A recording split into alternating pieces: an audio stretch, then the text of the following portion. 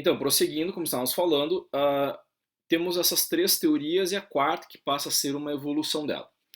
A primeira teoria que nós temos, marque o nome por gentileza aí, se chama totalidade das causas. Totalidade das causas. Essa é a primeira teoria para tentar comprovar esta relação entre conduta e resultado, conforme eu estava falando para vocês. É uma teoria que nós não temos adeptos na doutrina brasileira, mas ela é muito bem explicada pelo professor René Arieldotti no seu livro de parte geral, ao explicar que para essa teoria, qualquer coisa seria causa. Professor, como assim qualquer coisa? Qualquer coisa. Nós poderíamos vincular a ela que para fazer essa demonstração clara do nexo causal, nós teríamos um regresso ao infinito. Eu vou até fazer uma cor um pouco mais diferente aqui para ver se fica mais fácil para vocês visualizarem. Então, fiz aqui acho que não ficou tão bom, né, no cor de rosa aqui. Essa estruturação do nexo causal, de acordo com a teoria da totalidade das causas, marquem aí. Causa é qualquer coisa que influencie direta ou indiretamente para a produção de um resultado. Considera-se causa qualquer coisa que direta ou indiretamente contribua para a produção de um resultado.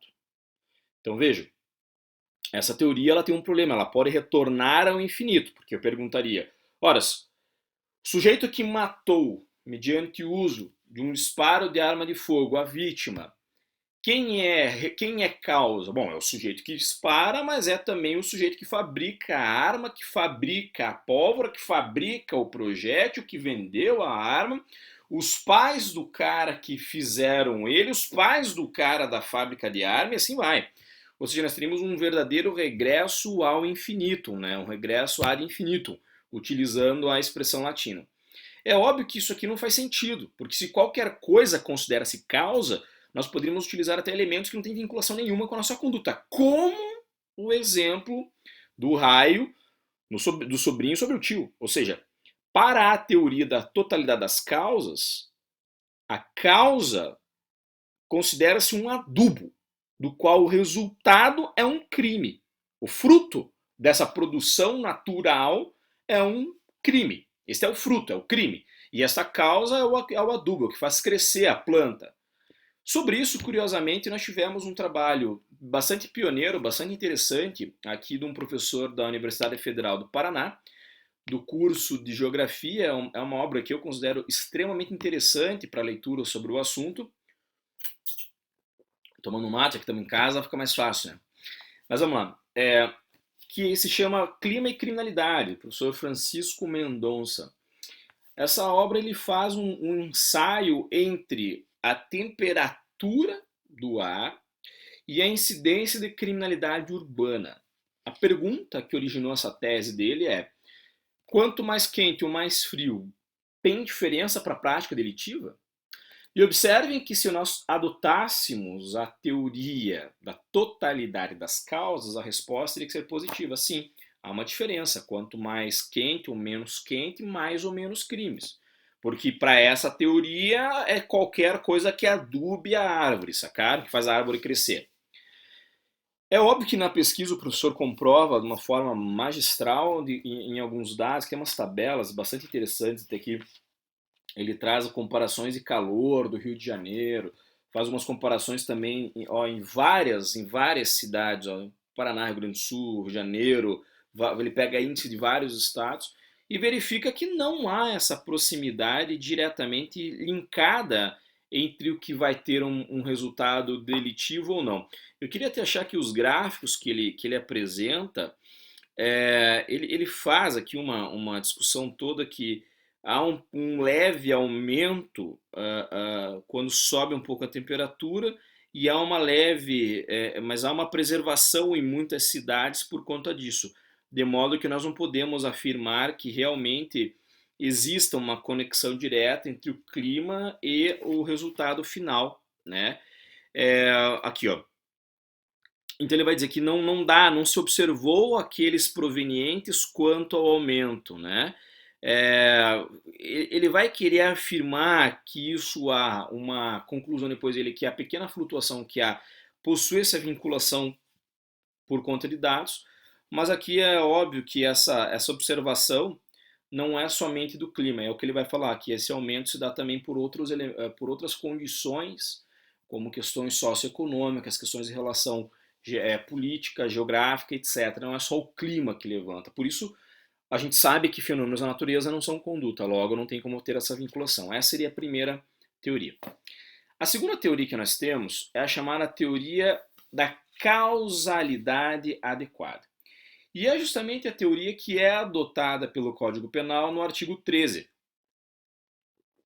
Quando nós temos no artigo 13 a construção do dispositivo que fala que todo crime exige uma ação ou omissão e considera-se causa a ação ou omissão sem a qual o resultado não teria sido produzido, o caput, a cabeça do artigo 13, está nada mais nada menos do que narrando para nós qual é a teoria de causalidade que é por nós adotada. Aqui no Brasil, repito, é a da totalidade, fugiu o termo agora, que é a da condição sem a qual não, ou equivalência dos antecedentes, me perdoem.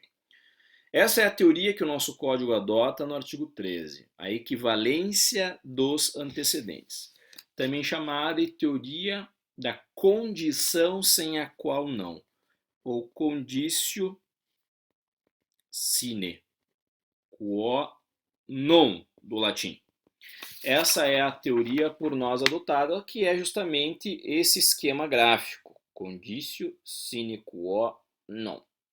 E quando nós temos esse esquema gráfico aqui mostrado para vocês, essa teoria ela se iniciou junto ao causal naturalismo, mas ela recebe maior abrangência e maior verticalização de uso dela a partir do finalismo. Por uma razão simples. O que significa a condição sem a qual não? Eu faço uma pergunta. Teria sido produzido o resultado sem a conduta?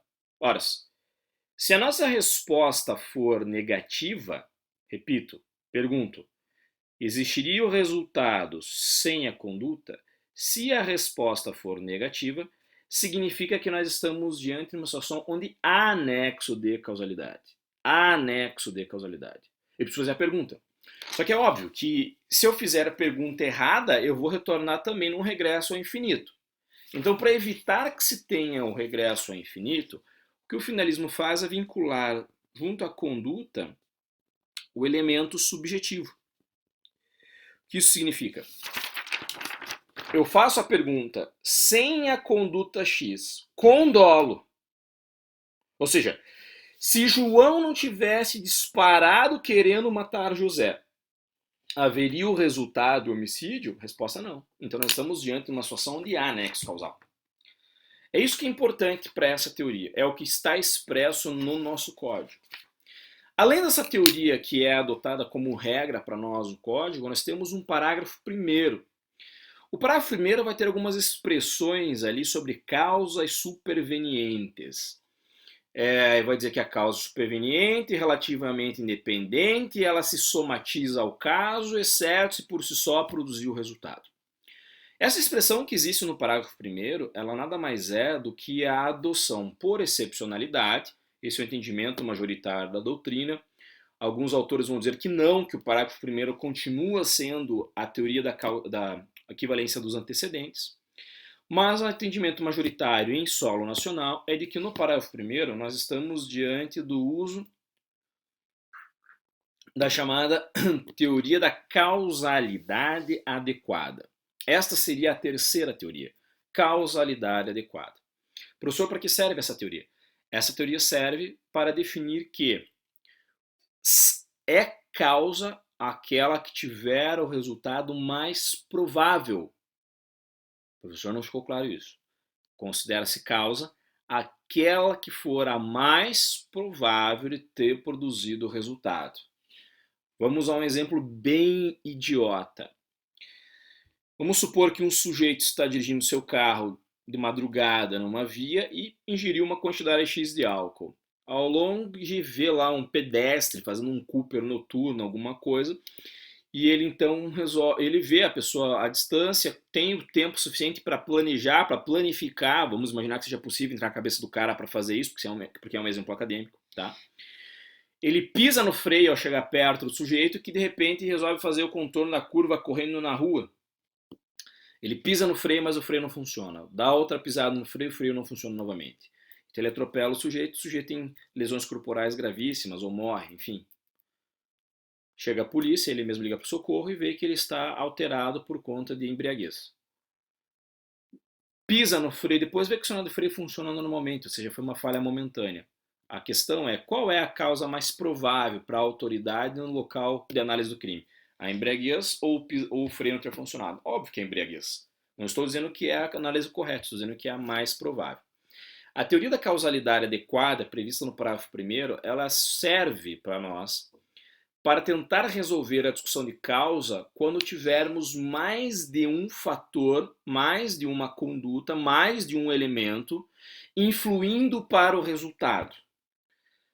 Nós podemos dizer que há casos em que há um fator 1, há um fator 2, ambos se direcionam para a produção do resultado.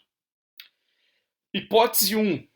Pode ser que cada uma dessas situações por si só produza resultado. Quando por si só cada uma delas tem poder, eficácia de produzir o resultado, nós vamos chamar isso de concausa absolutamente independente. Concausa absolutamente independente. Quando, professor? Quando qualquer uma delas por si só é capaz de produzir o resultado. Ao mesmo tempo, nós temos que para que se tenha o resultado delitivo, exige-se que essas duas causas se somatizem e unam forças, nós estaremos diante de concausas relativamente independentes. Repito, concausas relativamente independentes. Quando há entre as duas uma somatização de seus poderios para que se tenha eficácia do resultado produzido. Tá certo? Por enquanto é só, eu continuo no outro vídeo.